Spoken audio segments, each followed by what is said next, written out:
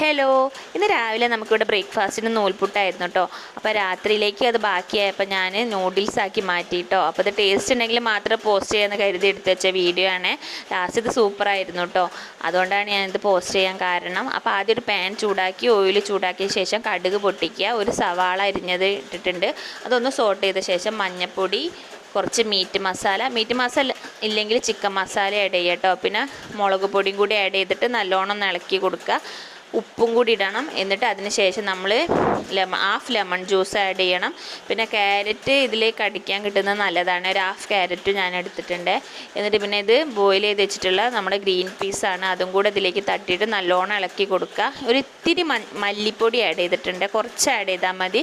എന്നിട്ട് ഇത് നല്ലോണം ഇളക്കി നമ്മുടെ മല്ലിയിലയും കൂടെ ഇട്ടിട്ട് കുറച്ച് നേരം അടച്ച് വെച്ച് വേവിക്കണേ. അപ്പോഴേക്ക് മിഠായി കിട്ടാൻ വേണ്ടിയിട്ട് കണ്ണം ഫ്രിഡ്ജിൻ്റെ മുന്നിൽ കാവലാണ് കേട്ടോ.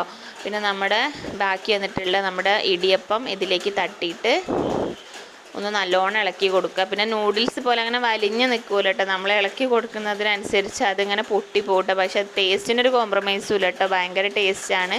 പിന്നെ ഇതൊന്ന് വെന്ത് ലാസ്റ്റ് ടൈം ആകുമ്പോൾ നമ്മളൊരു ഇത്തിരി ടൊമാറ്റോ സോസ് ആഡ് ചെയ്യണ്ടേ. എന്നിട്ട് നല്ലോണം ഒന്നും കൂടി മിക്സ് ചെയ്താൽ നമ്മുടെ നൂഡിൽസ് ഇടിയപ്പം ഇവിടെ റെഡി ആയിട്ടുണ്ട്.